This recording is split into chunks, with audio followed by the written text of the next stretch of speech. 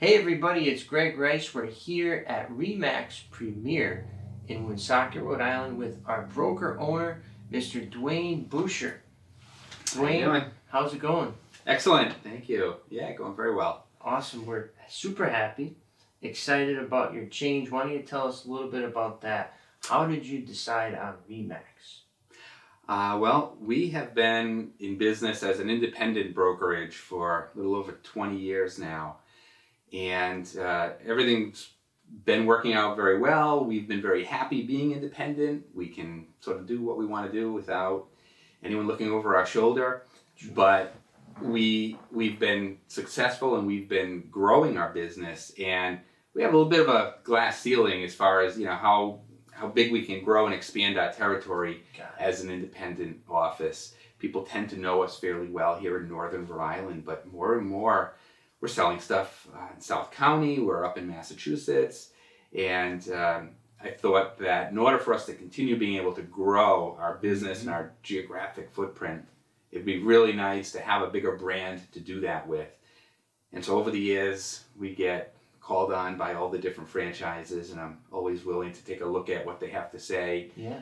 But never really found a good connection with any company other than over the years, when RE/MAX has called on us, I've been impressed with their brand, their culture, the technology. They're certainly the biggest brand in real estate around the world. Right. So I always thought in the back of my mind, if I ever were to franchise, it would probably be with the RE/MAX brand. And about a year and a half ago when they called on me again, and I said, well, I'm not sure, but I'll hear what you have to say once again. And I think the timing may have just been right because we're starting another project in Northbridge, Massachusetts. Awesome. And we're looking at opening up a second office up in that town. And the agents have been selling more and more real estate all over the state. So we're looking to expand our footprint, and talking with RE/MAX was very productive. And after attending a lot of their meetings and really diving in, getting to know what they're all about, it was a great synergy. Their culture, their values aligned with ours. In this day and age, they've got the tools, the technology, the training, and obviously the brand awareness is huge. Absolutely. Yeah. So take us back to the beginning, right? Okay. What year did you get started, and what was the motivating factor to get into real estate? So I'm sort of second generation in this business. Okay. I grew up around it. My father was a carpenter by trade. And he built his business over the years, constructing houses, buying apartment buildings, renovating them. He ended up getting his real estate license. He worked as a realtor. He ended up managing an office for a while, and then he branched out, opened up his own office. And he built a pretty successful real estate brokerage with, it was independent for quite a number of years, and then he franchised with the Century 21 brand. So he had two offices, but he started to miss the construction side of the business. And so he started gravitating more towards wanting to develop land and build. And all through the course of my growing up, if I wasn't in school, he would put me to work. So he would have me on job sites, and I would be cleaning apartment buildings or learning, how to fix things. So I was always in the background learning the business in some way, shape, or form, and knew that I had an interest in it. So I went to college and I actually studied real estate. Where'd you go to college? I went to a small business school called Nichols College in Dudley, Massachusetts. Yeah. Kind of out in the middle of the cow fields out there. It was a nice business school. I had graduated from Mount St. Charles, which is sort of a small high school. And so I liked that small school atmosphere. I liked being able to know my professors and talk with them and go meet with them. And so I got a great education there. I studied both finance and real estate. And then after I graduated, I wanted to sort of venture out and do my own thing. So I took a job with a financial planning firm in the Boston market. And I did that for a little while.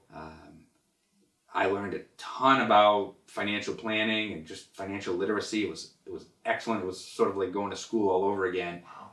But the commute was terrible.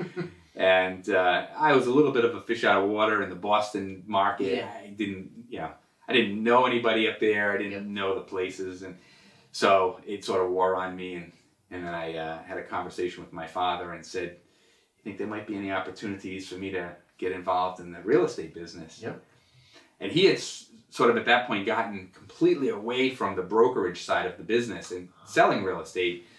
So he was managing property and he was building and developing, but we didn't have a real estate brokerage company. So he suggested that might be a good place to Fit in. kind of fit in. Yeah. So I got my real estate broker's license, and it was 1998. Opened up an independent real estate office at that point. Here or another location? Yeah, it was here, 600 Cass Avenue in Woonsocket. So this has been the spot for 22 years? Yeah, yep, Wow. yep. So yeah, opened up, didn't really know what I was doing other than all my book smarts from school and taking the class. But my father's a true entrepreneur at heart, and he's a forever optimist. So he's like, jump into the fire, and you'll learn as you go, and I'm here to help you out. So I just was young and I was hungry and just kind of get started. So I took every class they offered. I mean, if I wasn't working in the office during the day, I was taking classes at night. I was trying to get up to speed as quick as I could. Build my business in. It took a little while. Yeah. That's the challenge in this business. Really, is you need clients, and you have to sell yourself to earn the business from your clients. And clients typically want to work with someone who is experienced. So it's really hard breaking into this business as a new agent to win clients and win business. But yeah, you got to be persistent, and you got to work hard and earn their trust. And so yeah, it took a couple of years to kind of get the ball rolling, and then from there it's just been consistently building since then. So do you remember your first listing? That's a great question. Yeah, I want to say our first listing was right as I started in business. My father had done a small subdivision in Cumberland. Okay. He didn't have a real estate brokerage at the time, but basically the market was pretty good, so he had sold every house on his own. But the very last house in the subdivision was the first house. It was sort of on the main road before you got into the development. And that one house, it was like he couldn't sell it because it was on the main road. So that was the last one that he had built. And so when I started, I got that one listing to start with. And it was great because, I didn't have any of the listings. So I kind of used that as a springboard. I ran open houses there, and I tried to generate some business. And it actually took a little while to sell that house. I want to say that wasn't necessarily my first closing. I think I had generated some spin-off business by virtue of having that listing. It's so funny because I just got a call a few months ago from a past client who said, "Duane, you helped me buy my house and I'm ready to sell it." And I thought, oh my God, when? I remember her. Yeah. How long ago was that? And I looked back and I helped her buy that house back in 2000. And it was like my second year in the business. So it's probably one of my first dozen sales ever. That's a good point to all you newer realtors.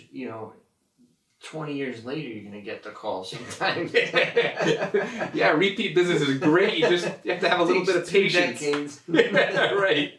Exactly. But hey, that's awesome that she remembered. Yeah. And that you're still in the same spot. That's legit. Yeah.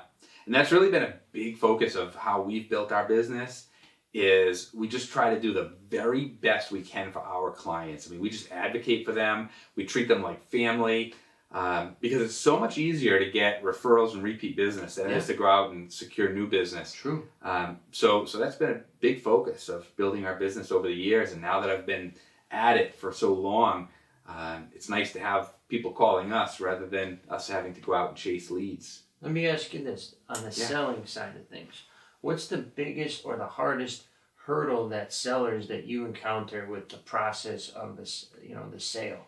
What's the one thing that they're always hung up on or is hard for you to explain or educate them on? There can be a lot of different things. It's almost like every transaction, no matter how many houses we sell, we come across something different or something new on every transaction. But something that's sort of consistent that we deal with, that every realtor, of course, deals with, especially in this market, is, proper pricing.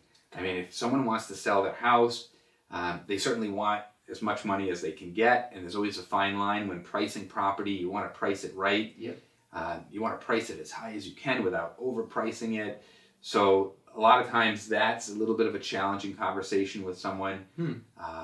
And certainly when you're competing for those listings against other realtors, there's a temptation to I'll list it here. tell the client, I think I can get you more than another realtor can. So they end up, competing with one another based on pricing, which really isn't the right way to go about it. I mean, you want to give that client the best opportunity to price their property right and sell it quickly. Luckily, we've gotten a lot of clients that come back to us, that know us, that trust us. So when we give them our advice, they more often than not take our advice, giving them some guidance on how to get the property ready to sell. We have a certified stager that works here in the office that can help clients to make sure their house looks well. We use a professional photographer for the majority of our listings, aerial photography. We can do virtual staging if it's a vacant house, some really cool stuff. Try to make sure that we're making sure that the properties look really well, especially online, because everyone's shopping online. You want to make sure the house looks like $1 million online. Let me ask you this: staging, not to cut you off, but you said virtual staging versus regular physical staging. Right. How do you, the folks at home that are deciding on that, how do you tell them pick regular tangible items or pick computerized generated images? Like, how do you pick the two? Well, before the technology of the digital staging came on, if you had a vacant house, that was an option, to hire a stager to physically bring furnishings in. And the digital staging has really made that almost obsolete at this point, because you're either purchasing furniture or you're renting furniture, and you've got to move it in, you've got to move it out. Sometimes people have concerns about, where has that furniture been? You're bringing a couch in. What happens if I end up with, a bed bug problem after that? So there's some legitimate concerns with bringing in furnishings and then taking them out. I would say at this point, what we're doing is, if we have an occupied house, sometimes we walk in and we say, wow, this place looks like a model home. This is fantastic. Let's just take the magnets off the fridge, take the toaster off the kitchen counter. There's minimal that we have to do.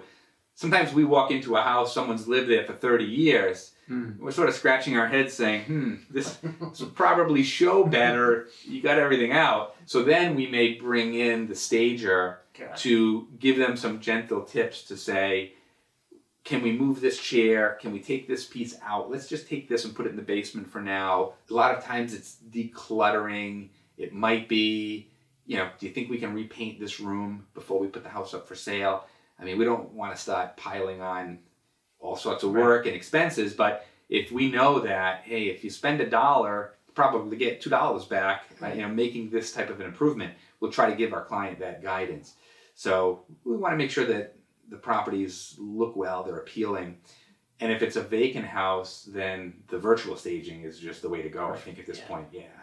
It's cheaper, it's more efficient, you right. can pick the colors that you want. Yeah. Yeah, it's excellent. I mean, we'll still do some physical staging if we have, for instance, if we're doing new construction and we have a model home, then we'll definitely furnish that, to run open houses out of a furnished model to give people a tangible thing to come and see and touch and feel. But virtual staging is very cool. Even the twilight photos are sort of a cool tool now.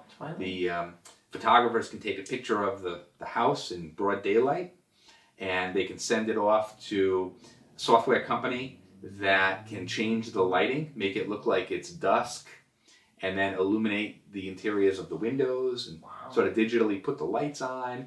So it sort of looks like that, the sun is setting, the lights are on, and the house just looks beautiful. Wow. So, we're starting to see a few more of those cropping up as photos in the MLS. It's pretty cool way to showcase a house. It always sticks out, too. I always see that. I'm like, wow, they got that picture right time of day. Exactly, yeah. It's amazing. I mean, I've had the photographer out in the rain when it is physically raining, and they'll take an exterior photo of the house, and I'll get the photos back, and it looks like a gorgeous sunny day, and you'd never know. It's Do people ever say, oh, Duane, these photos, they look nothing like the house. You made it look so damn good, and then I got here and it looks like 20, 30 years of grandma living here. Not too often. Generally speaking, what I find is that if a room is relatively large, sometimes on the photos it appears small. So people walk in and they say, wow, this room is bigger than I thought it would be looking at the photos. And then if you have a small room, it's sort of the opposite. They walk in and say, oh, I thought this room was bigger in the picture. So sometimes it could be the scale of the room that they get thrown off on. But the photos are high resolution photos. So they're accurate. I mean, we're not really photoshopping them and hiding any blemishes. In fact, the photographer is a member of a photographer's society, and they have a code of ethics that they follow. So there are certain things they can do. You know, if it's trash day and the barrel's out by the street, then they can digitally remove the trash barrel. But if there's a telephone pole in front of the house, they're not taking that telephone pole out because that's physically there. Now you're messing with reality. So photographers have codes of ethics. Yes, some, not all, but there's a society of professional photographers. That's good. And if your photographer is a member of that, then there's a code of ethics that they adhere to. How about COVID? How has that changed the process for you internally? Maybe you do things this way now instead of that way. Like, how has it kind of changed your procedures? Yeah, it's definitely had an impact. I would say, you know, this year, a lot of people have decided not to put their houses up for sale because of COVID. Really? They don't want people in their homes. So we have a very low inventory, and interest rates are incredibly low. So it's created this perfect storm for anyone interested in selling their property to get their property sold relatively easily. Because of for a high price. Yeah, so values have been climbing because of the low inventory, low interest rates. So there are more buyers shopping than sellers. Whenever we take a listing, we try to coordinate the activity and the access so that we don't have, we have COVID regulations that we follow. We generally don't want more than one person per each 100 square feet of floor space in the home, in the house at any given time. So if we're running an open house, we can't have 30 people in the house all at once. We have to stagger them. So a lot of times what we're doing now is we're either doing showings strictly by appointment, where people have to limit the number of people coming to those showings, obviously wear the face masks, possibly wear gloves or hand sanitize, social distancing rules, and try not to touch as many things as possible in the house. And then if we have people in a house, we may be wiping surfaces down to sanitize on our way out as well. We're trying to condense the activity if we can. So a lot of times we'll take a listing and then we'll run sort of an open house. It may be on a weekend. It may be during the week. It might be a Wednesday evening, for instance. But we may line up showings and schedule them every 15 minutes so that we can kind of create a flow of traffic, getting people through that house one at a time in small groups.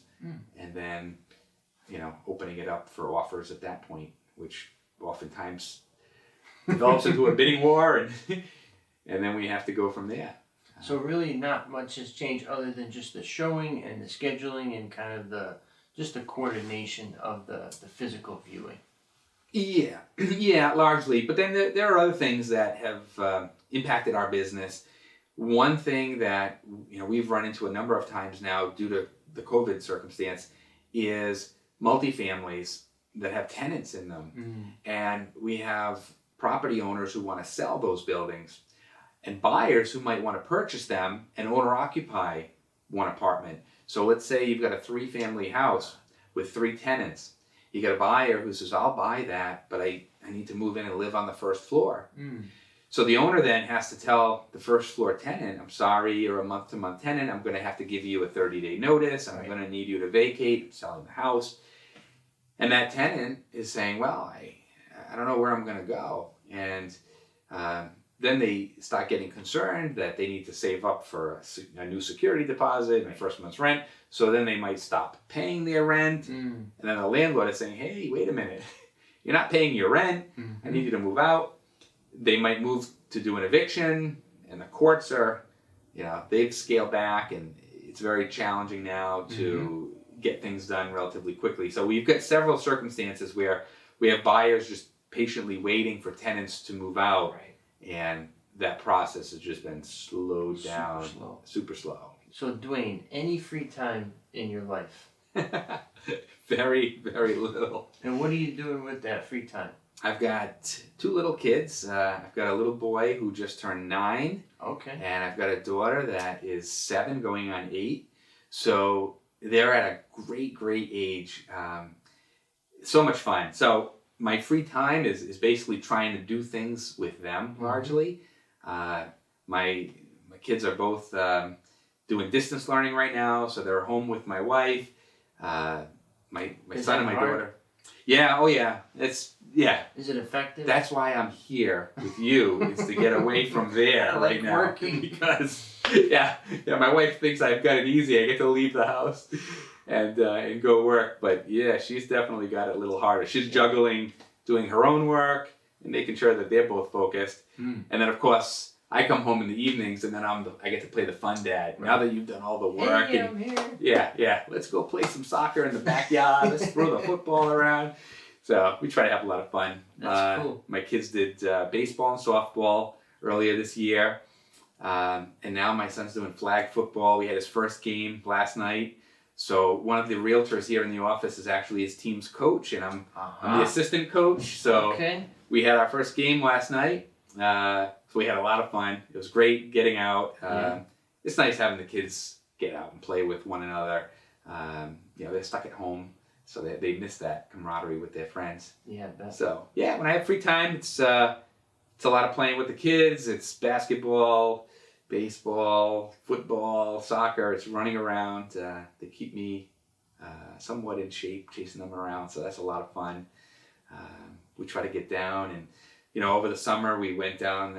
We got a place in Narragansett, so we try to get down there. Beautiful. And get to the beach and spend as much time down there on weekends as possible.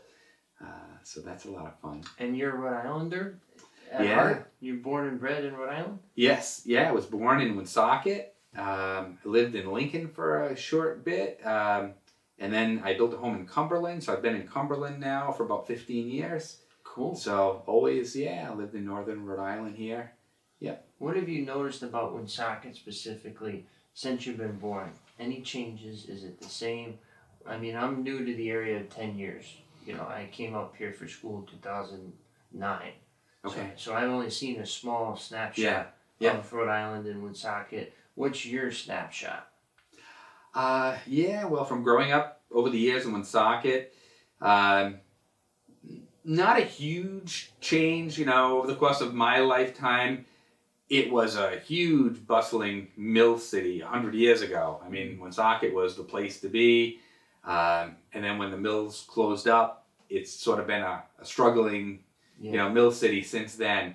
I've seen some changes. When I was a kid, the shopping on Diamond Hill Road was the place to be. And, that was sort of growing. And we had the Walmart, and we had Lowe's, and I remember being a kid and they had Child World where, the Lowe's was, and that was great. It was like that was the place to be. And then, of course, the shift to Dowling Village, a lot of business sort of moved to that end of the city over in the Park Square area.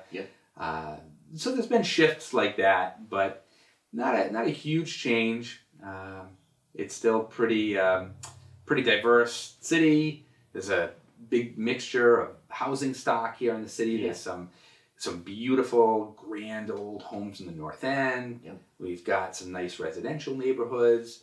There's a pretty big supply of multifamily housing in the city, so there's a lot of investors who own rental housing here. Seems like every year there's always this push to try to bring business back to the city. And there's some success stories here and there, but trying to get Main Street revitalized and trying to get the shopping areas revitalized and try to get a supermarket back in the city would be great, but trying to bring business into the city. There is no supermarket, big right? push. Yeah, no, not at the moment. Just Park Square, and that's North Smithfield, right? Technically North Smithfield. Yeah. I'll tell you what. I have a house on Winter Street. Yeah. And there's a few beautiful streets off of Winter Street. I think it's Prospect. Yes. It's got a really nice couple, 3, 4 houses. I think Yeah. one of the Rathbun houses is there. The Rathbun Mansion. The Yeah. mansion. That's my favorite house. Yeah, that's a beautiful I house. love that. Yeah, yeah. That whole area is kind of unassuming. You think you're just, all right, it's rental houses, I'm driving by, and then it's bam. Right. So what were those houses? Yep. Woodland Road, Prospect Street. Yeah. That whole North End area was the spot to be back when the city was booming with the mill business. So all the mill owners, the prominent businessmen, the doctors, the lawyers, anyone who had enough money, that was sort of where they gravitated to. So some big, beautiful homes, some of which over the years, because they were so big, have been split up into multifamily housing. Right.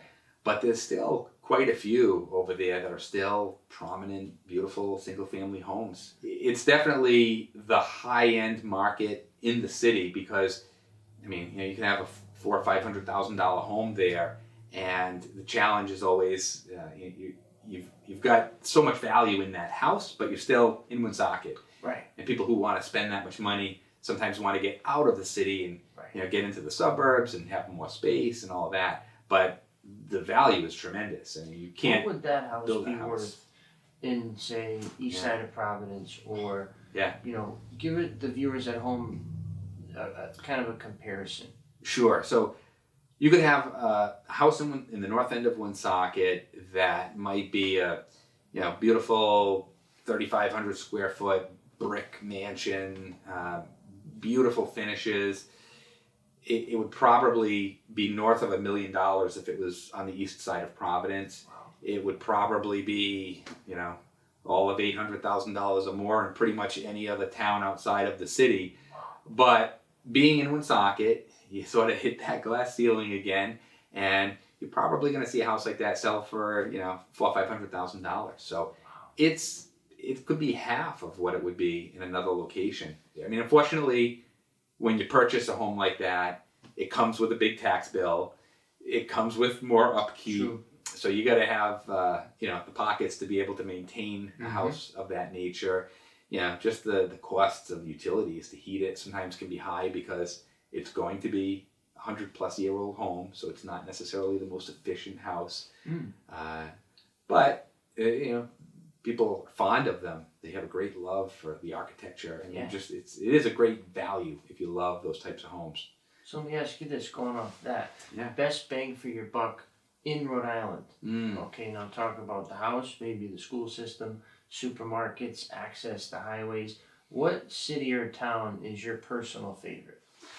Aside, maybe Cumberland is what you're going to say, but what would you say to those at home that are buying properties? Here is a town that I think you get a great value in. It's so interesting because we're the smallest state, but we're such a diverse state that every buyer may have a different opinion over which town offers them that best value. If you want to live the urban lifestyle, you've got Providence, and you got downtown Providence.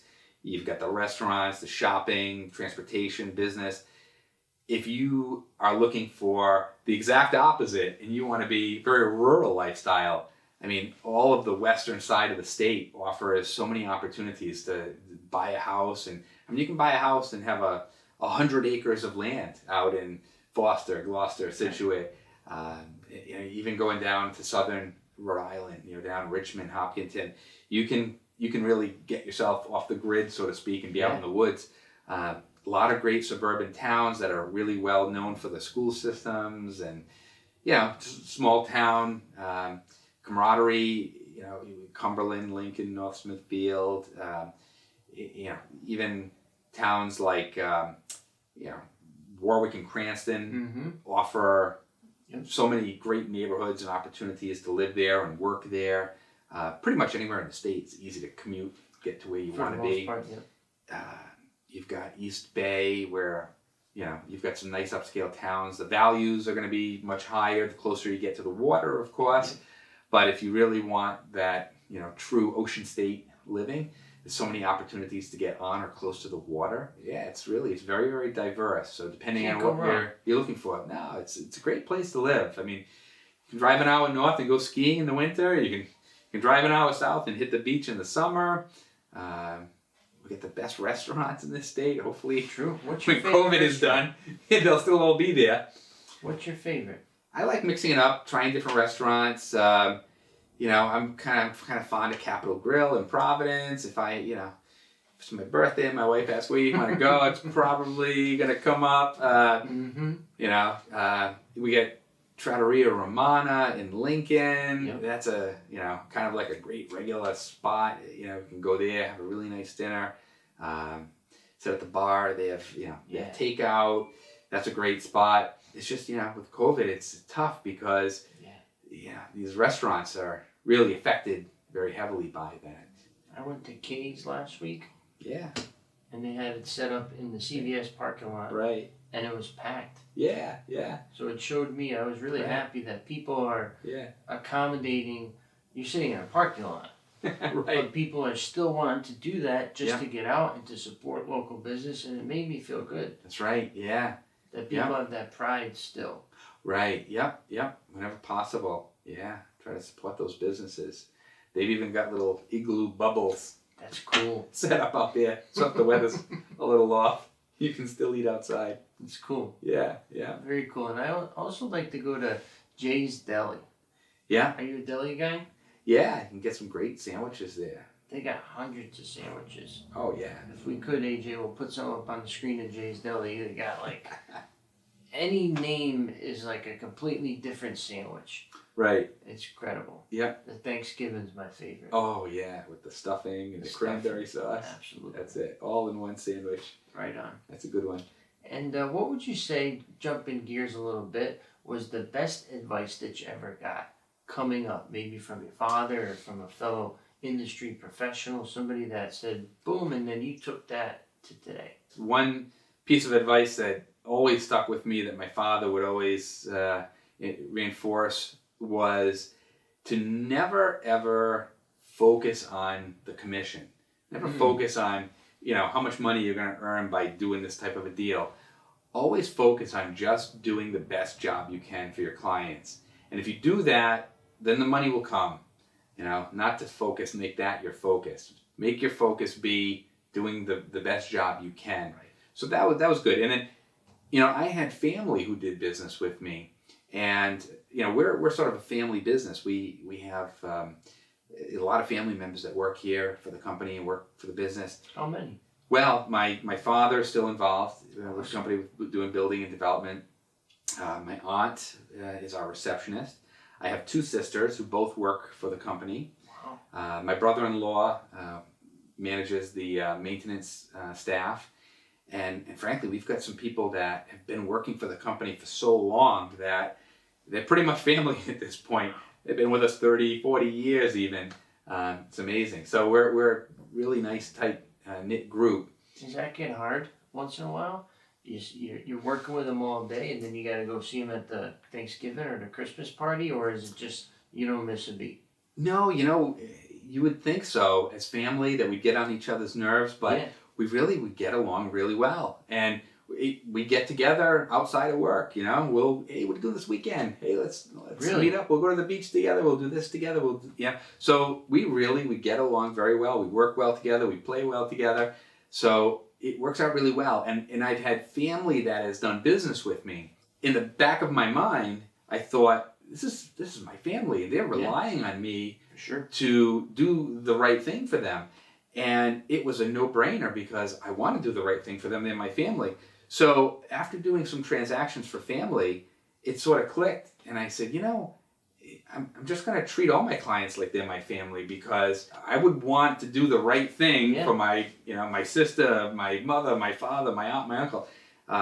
So when a client hires me to sell their house, now it's like I'm on a one-track mind. I'm like, if you're my client, you're like my family. I'm going to give you the best advice I can. I'm going to give you the best guidance I can. If it's not what I know you want to hear, I'm just going to tell you so you know, and we'll discuss it and we'll make a decision. But I'll be looking out for your best interest every single step of the way. So it's just made my job easy because, I just treat everyone like family.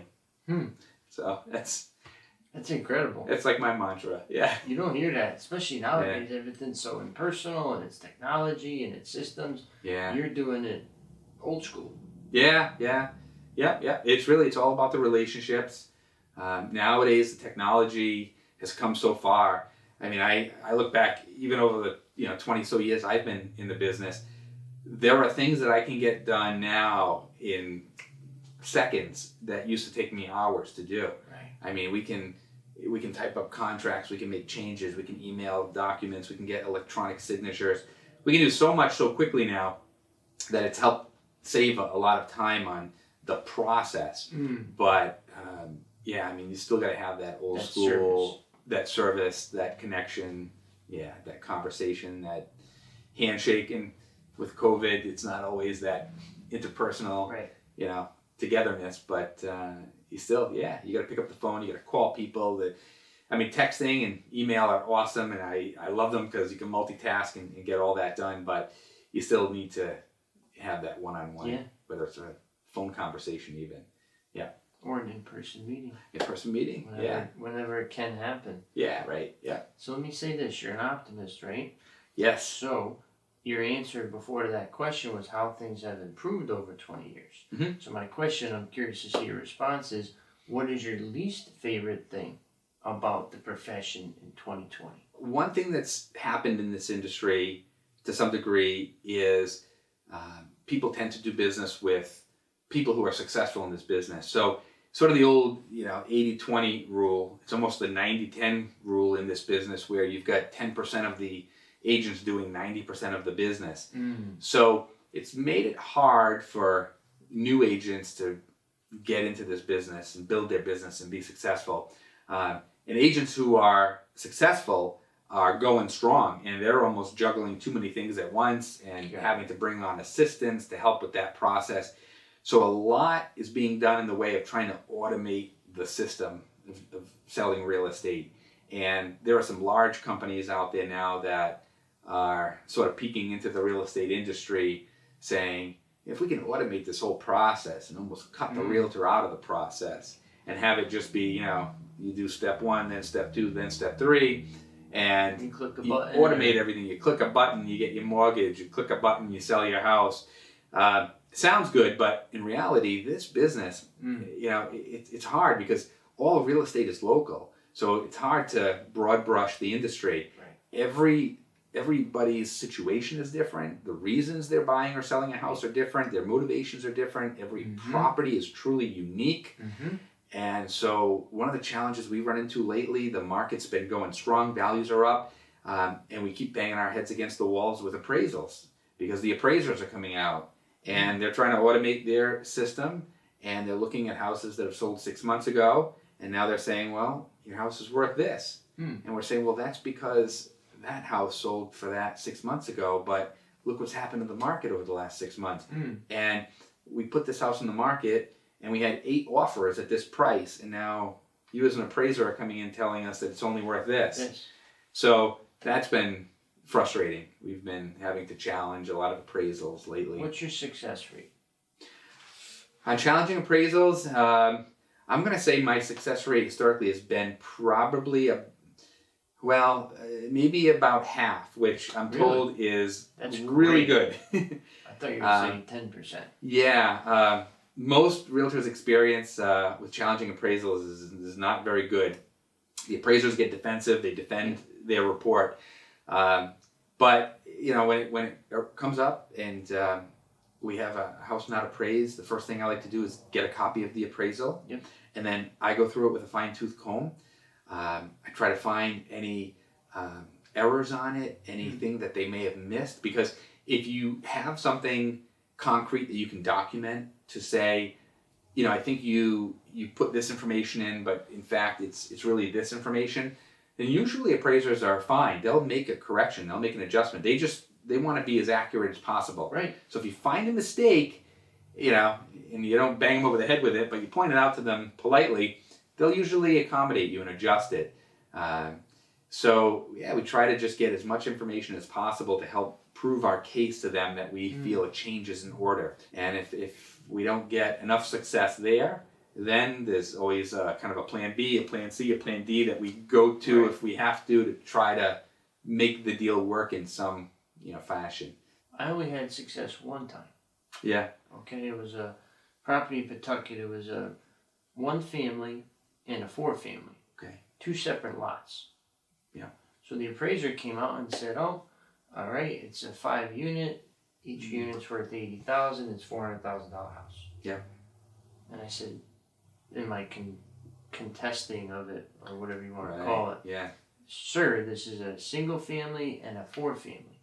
You glommed them together as one." Right. So he wouldn't budge. He got defensive, like you said. Yeah. And then I just reordered another one because I was like, Yeah. you know what? I'm not getting anywhere. Right. Second appraiser came out and I said, "This is where I'm coming from. It was this.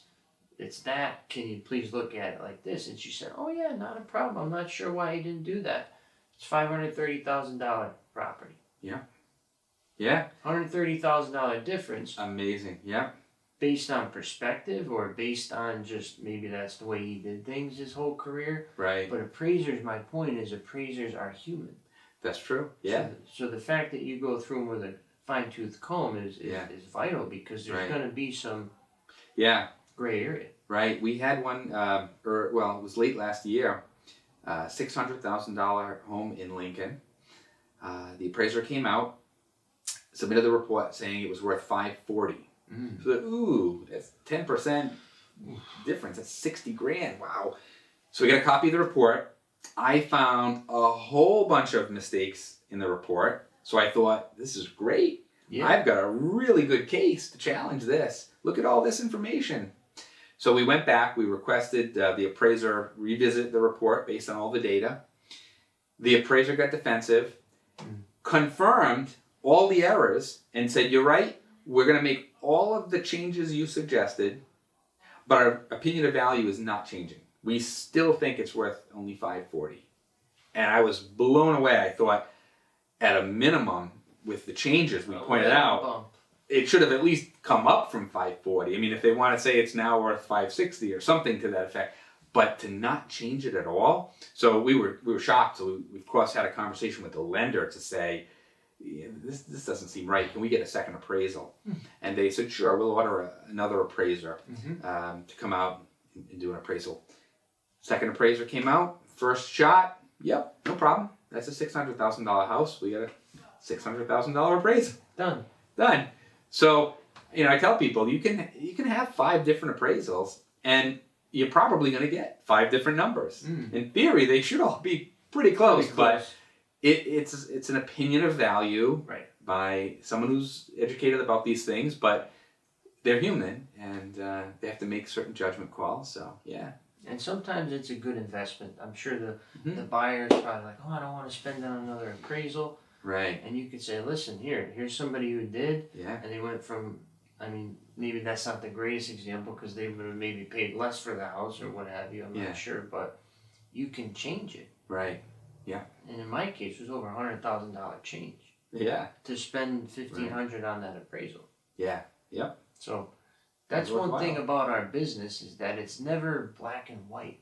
No. And that's why it's so important to have someone in the industry that knows what they're doing and has had some experience and can take a look at every situation and be able to guide the client to show them, here's what might come of it, here's what might come of it, but at least to know what your options are and what your chances of success might look like. So my last question. Yeah. I always ask folks in this interview, I always say, do you think home buying could ever be 100% digital? And you kind of already answered it. You think that some things have been virtualized, but there's always going to be that hybrid need for a physical local person that knows Woonsocket or knows Massachusetts or wherever you are. So is that what you think for the future as well? Maybe 20 years from now, it's still going to be set up this way? Sort of.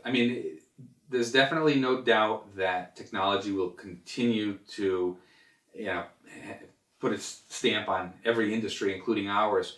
So we will see more and more technological advances. which will make the process more and more hands-off.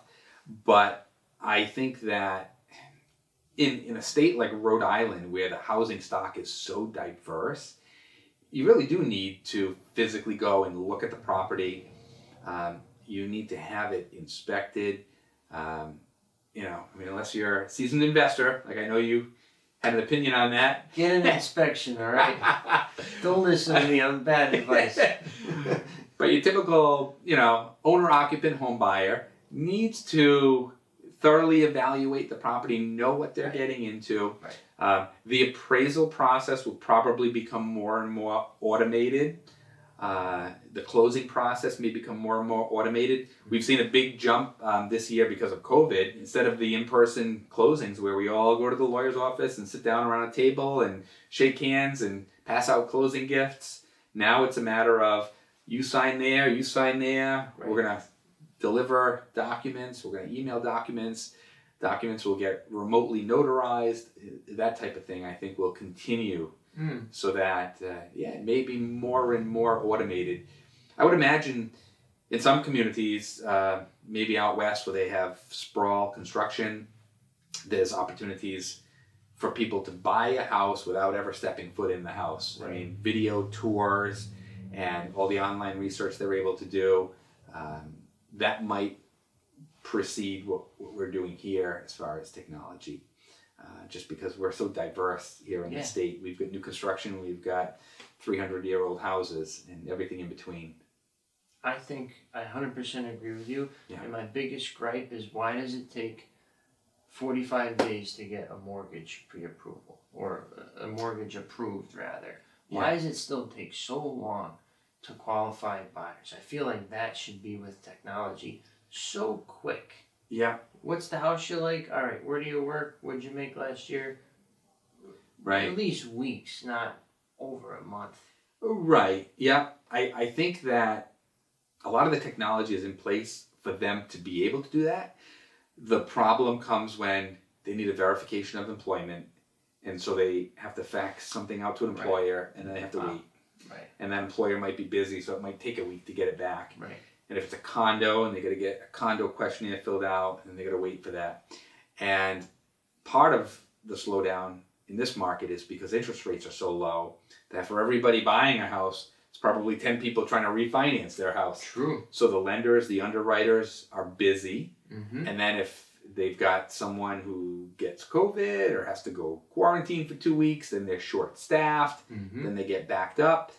The appraisers are incredibly busy because of the refinancing going on. So it's taking a long time to get the appraisers out and then to get their reports back. So the process is slow because there's a lot of moving parts there. But as some of that gets automated, we might see that time frame tighten up. So Duane, if the folks at home want to get in touch with your office, how should they do so? So we are RE/MAX Premier Properties, formerly known as Boucher Real Estate, and we're still located on 600 Cass Avenue in Woonsocket. We have a great team of agents here that are ready to help you with your buying or selling needs. You can find us online at boucherrealestate.com, and that's spelled BOUCHER, boucherrealestate.com. Our phone number here at the office is 401-766-2200. Awesome. Right. And a shout out to my favorite agent of yours, Mr. Greg Verrata? Greg Verrata. All right. A fellow Greg to another Greg. So once again, Duane, thank you very much. And we're here at Duane's office in Woonsocket. Once again, Greg from Nexus Property Management, your property managed.